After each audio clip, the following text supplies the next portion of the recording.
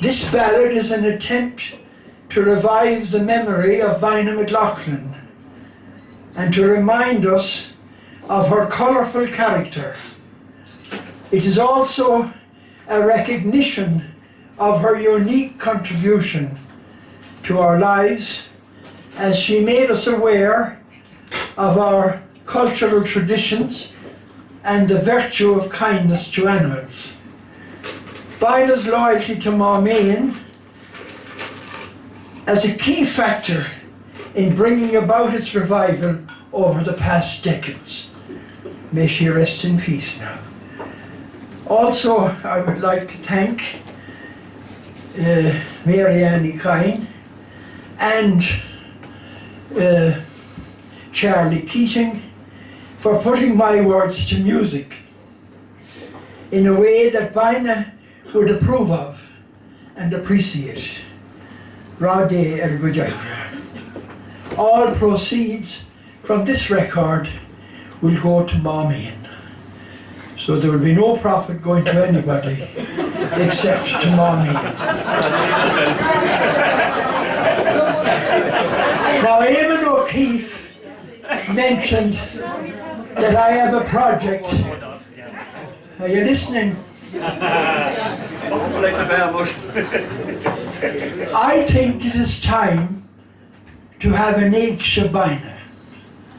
An Éag Shabina is a weekend in memory of Bina and promoting what she stood for, and particularly in the area of music. I think we should study the ballad, we should study the Comáile, we should study the sean-nós in Irish and in English. We neglect the sean-nós in English, and the country and western music. Some of the music people are so sophisticated that they seem to me to look down their noses on the most interesting of all music, which is the ballad, the Comáile and the sean-nós. And I think here in Leenane it wouldn't be beyond our possibility to organise a weekend every October. And I discussed it with the manager of the Leenane Hotel and with a few people around, and I think we could bring something together. And Michael Cummins has agreed to help out, and we would all do it. So I hope that out of tonight we will do something in that direction. It's a weekend away for the Mayo people up to Galway. Well, it's a funny thing that most of the sean-nós songs in Irish were composed in Mayo. But Galway had the courage to keep the language, and Mayo lost it. So we may be able to correct that when we come to it. Anyhow, before I sit down, I want to say how much I appreciated Bina Mc Loughlin. She was an extremely clever woman. She was a pioneer. She was also a very religious woman, but she wasn't very super pious. I used to ask her to read the prophets during the time when I used to be in charge of the parish here. And once every 3 years we get the very strong prophets, Hosea, Jeremiah, when they really attack the rich for robbing the poor, etc. So Bina would take the reading, would go home and learn it off by heart, and she'd come in then with all her dresses, and she'd go up and she'd read it out as if she composed it herself. And I remember one American tourist wondering, where did this person come out of? I said, you have been listening to the prophet. No, Bina was a very generous woman. In fact, she was very poor. when a person died, for instance, and people in Leenane here will tell you, she often sent 10 euros to get a mass set for them. She would also try to be generous to young people. Her values and her interests were more spiritual than material. Her love for the environment was unquestionable. In fact, the reason why our house went into bad repair often was she couldn't see the animals out in the bad weather. She'd bring them into the house. And she lived with them in the house because she loved them so much. And I think that these things are something we have to, our environmental attitudes. But her love for tradition is so important because we're entering a world of virtual community where we're losing nearly everything because of the improvement in the mass media. And we have to take a stand against that and educate our young people in the tradition. As you know, I've lived as a traveller and I have addressed Fleadh Ceolanna here in Cavan on behalf of the travellers. Now they are a group of people who are still in the tradition. And I remember burying Felix Storn, for instance, whom I called the Beethoven of the Uilleann Pipes. So we have to get the young people involved in the sean-nós and in the comáilias and so on. And I think too, I would like to take this opportunity of thanking our eminent chairman here for the work he has done in raising the awareness of it. I'm not going to say anything else now because I am a bit overpowered. And all I would say, if you're interested in the disc, you can get it. It'll be on sale now here for Mc Loughlin. And all the profit out of this disc goes to Mc because a Bina wouldn't want it any other way. Bina one time asked me to change my name by deed poll from Antahar Mc Greal to Antahar Mc because another friend of mine, Dublin Bay Loftus, had changed his name to Dublin Bay Loftus, but I thought that it would not be wise for me to change my name. Bina believed in Mc. She had a lot of folklore about it. She said it was the Mayo priests who caused its decline. And the prophecy was that a priest reared in Mayo would bring it back. And that's why I was important. Bina's family never gave up the pilgrimage to Mc.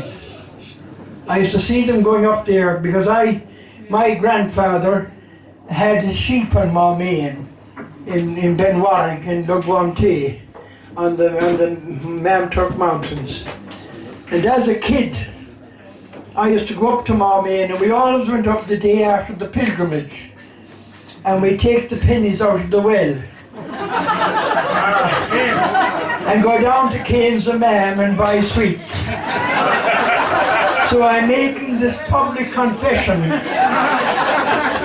I hope it didn't affect the cures on anybody.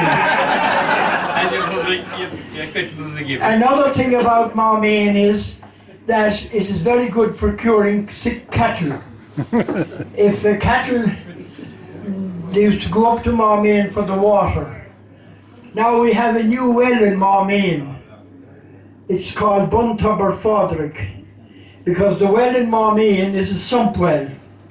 And it doesn't carry much water and it gets very dirty.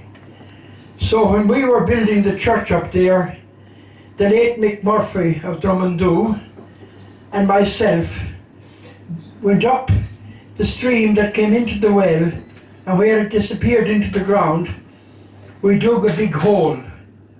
And the next morning we had 15 gallons of clean water. So after the building of the church, John Coffey came up and we turned it into a well. And we put a roof on it. And Michael Neary was then auxiliary bishop of Tuam. And he came up and blessed it. And it's the first well that was blessed in Ireland, I think, since the medieval times. So if you're ever going up to Marmain and you want to get clean water, go to the Buntubber. You'll always get 15 gallons there and it's covered. Now there's another nickname on that well. Mc Murphy, Mc Greal and Mc Neary. So its official name now is Tubber na Drí Mickle. I thank the chairman and the singers for singing the ballad. It's a great honour for anyone to have your words put into music. I intend to write a few more ballads.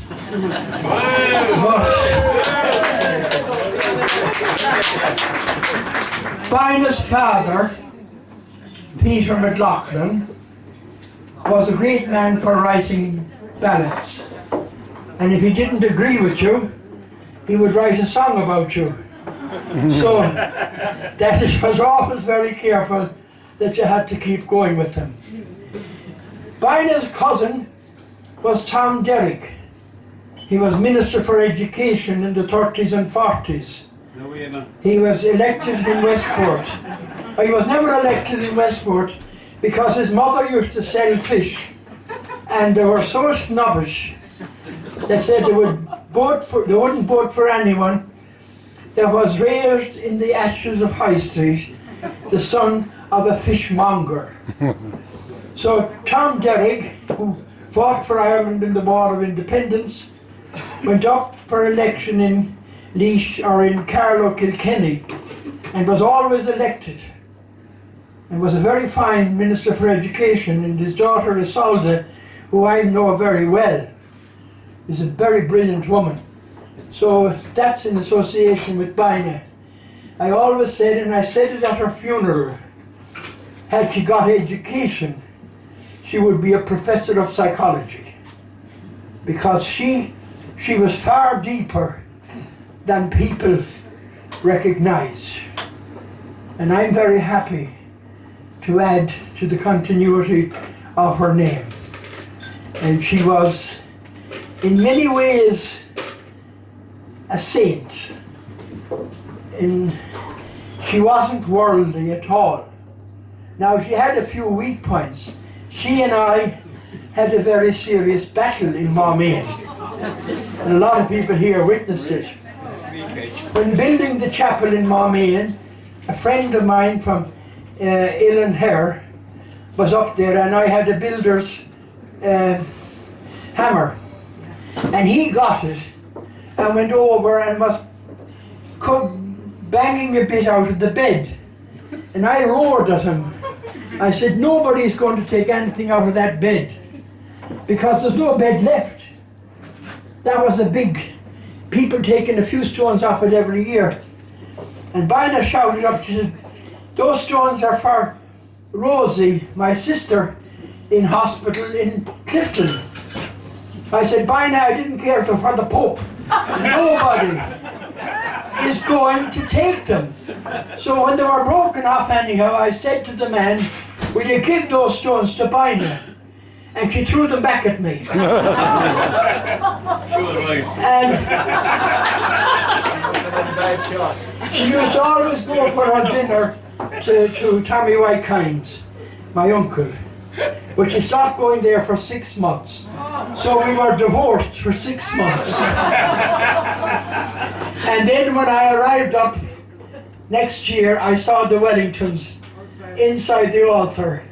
And I said, we're back in action again. But I say this much, that event stopped people from chipping away at the bed in Marmain, because we had to stop it, because there'd be nothing left.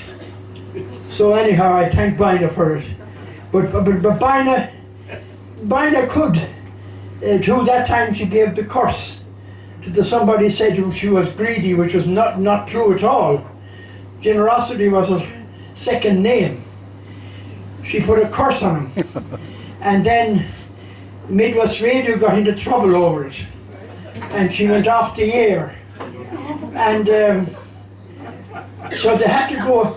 I didn't go to her because I wasn't asked to make some form of peace.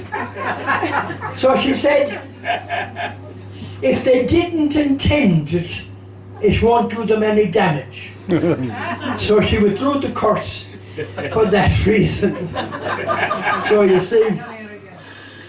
Also, I think, and I mentioned it here with Jim Sheridan, when he was making the field, that Bina was so colourful. She used to go around just as a traveller, I think, in the field a bit. But she was a very colourful person. It's a pity.